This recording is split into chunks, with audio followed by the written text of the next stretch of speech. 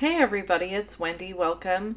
Today I'm going to be sharing the difference between Copic and Blends coloring with you, featuring the Magic Day bundle. So I made some of these really cute cards and I just sat and had fun doing the coloring and then threw the cards together. They're fairly simple. This is the Magic Day stamp set, which is so sweet and cute. It will be available to purchase on January 3rd. It is great for girls or boys, as you can see, because it's got the dragons and the soldier and, or the knight, I guess he is. And then it's got wizards and mermaids, unicorns. Here are the two comparisons. So I'm going to try to compare them as best as I can. On the left is Copic marker coloring, and on the right you will see the Blends coloring. I tried to keep them as close as possible in color scheme for a good comparison, but you can definitely see there is a difference, particularly with the grays. So the reason I wanted to share this with you today is because I've gotten a lot of questions about why I use Copic markers, why I still use them after we have Stampin' Blends and stuff like that. The Copics I just showed you took 38 Copics to color this, everything that's on here, which costs about $266, and it took me about 2.5 hours. The Blends markers, I used 20, so almost half the amount of Copics that I used. I used 20 Blends markers. That would cost you about $90, and it took me 35 to 45 minutes to color these because the coloring is much more simple because you only have a light and a dark marker. So although the colors are not as different, or maybe you don't get some of those contrasts like you do on the unicorn. Like the Copic unicorn is obviously really beautiful and it's got a lot of different colors used, and same with the beard and then the knight.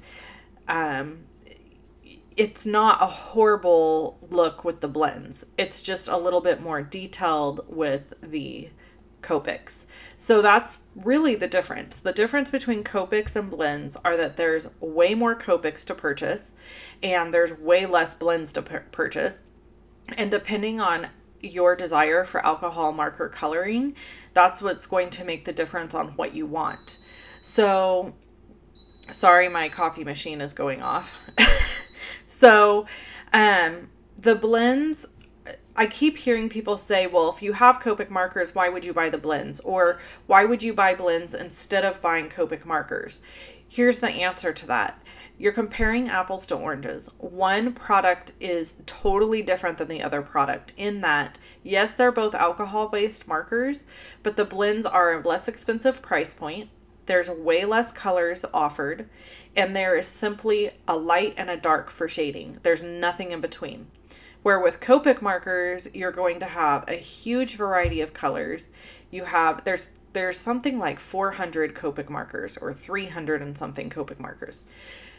The cost is much more on a Copic marker, and you're going to get a huge variety of colors.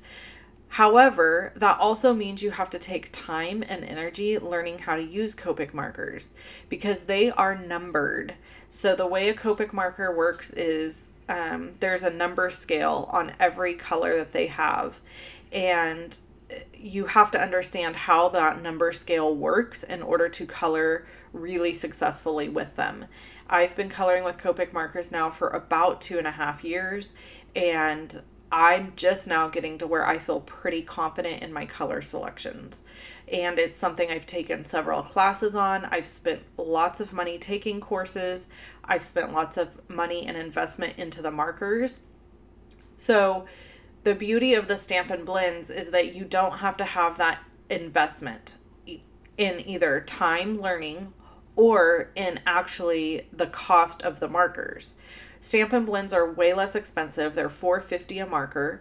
They are not refillable, so you're able to just purchase a new marker when the other one runs out.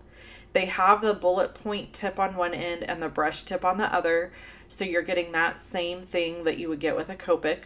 They do color differently. The thing I noticed with Stampin' Blends is the ink comes out of the marker very strong, very quick. So you have to be fairly light-handed. Okay, here's a little trick that I wanted to show you. When you are using a stamping tool like a Misty or the Stamparatus that's going to be coming out, you can stamp the same images in the same place over and over and over again. And if you stack those images behind where you've already die cut, like I'm doing right here, then you can just die cut, die cut, die cut over the top. Now I did make a mistake on this because I should have run this through 2 times, because that die cut now has to reach all the way down into a second layer of paper, and I did not run this through twice. So I did have some trouble getting some of my dies out, but I eventually was able to run it through again and get them all out. So here's everybody all finished, and then these are some of the finished cards that I created. I put the unicorn on the front of this one, and these are featuring the new tiny envelopes and note cards that are in the Occasions catalog. I absolutely love the size of these, and a gift card fits very nicely in the inside. So I'm going to set these aside, and then I thought we would just make a couple really quick.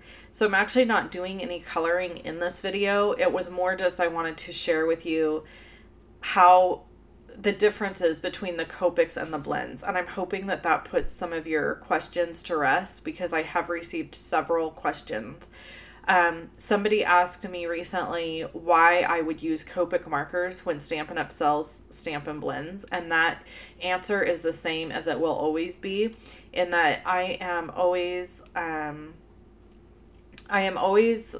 going to put my craft or my creativity first, and the fact that I sell Stampin' Up! Products second. And that is offensive to some people who sell Stampin' Up! They think that that's wrong, that I should only use Stampin' Up! Product ever. I've talked about this in a lot of my videos. I don't agree with that. Now, part of the reason I do Stampin' Up! And that I love Stampin' Up! Is because I don't have to own everything on the market. I can have just Stampin' Up! Inks and papers, and it keeps, for me, it works well. I don't have a huge space for storing things, and I cannot imagine having to purchase all the different inks that are out there and stuff like that. Stampin' Up! Keeps it very simple for me, and all the inks and the paper and the ribbons and the markers and everything just matches. But there are a few things that I like to go outside on, which are coloring. I love using Copic markers. I love using Prismacolor pencils. I love using lots of different coloring mediums. Sometimes I purchase sequins, different things like that. So although I use only Stampin' Up! Ink and Stampin' Up! Stamp sets mostly, I do have a couple actually non-Stampin' Up! Stamp sets, because there's a few that caught my eye that I just had to own. But for the most part, I keep everything pretty much Stampin' Up! So I hope that answers that question. I just received an email recently about that. Why would I use the Stampin' Blends, or I mean, why would I use Copic markers when Stampin' Up! Sells Stampin' Blends? And my answer just is they're 2 different products. Stampin' Blends, if I want to color something really quick and easy, then I'm going to grab my blends. If I want to do some more intense coloring, or if Stampin' Up! Didn't come out with the color of marker that I need, there's a pretty limited offering of Stampin' Blend markers. We've basically got our primary colors and then some grays and browns, and so I'm hoping that they release more colors. I think that that would be awesome. But until they do, I'm going to use my Copics when necessary. One other question I've received is if I have used Copic markers in conjunction with Stampin' Blends, and the answer is no. There's really no reason to, because any color marker that the Stampin' Blends is in, there's definitely, I have that color in a Copic. So I have not mixed them. I have been nervous. I wouldn't want to do anything to ruin or mess up either one of my markers. So I just haven't tested that out. And actually here you're seeing that dragon over on the right hand side. That was colored with my Stampin' Blends, and I actually prefer that dragon over the one that I colored with my Copics. However, I preferred the unicorn and the knight in the Copics over the ones in the blends. So it's just preference and understanding how the markers work, and really wanting to know what kind of investment you want to put into having these products. If you love coloring and you think Copics are something that you're going to want to get into, then start collecting them. It's taken me several years to collect the markers that I have. Okay, so I hope that answered some of your questions. You can click on either one of the videos that you see here to watch those. Subscribe to my channel by clicking on the little circle with my face in it. Give me a thumbs up, leave me a comment, and I will see you again on Wednesday. Bye-bye.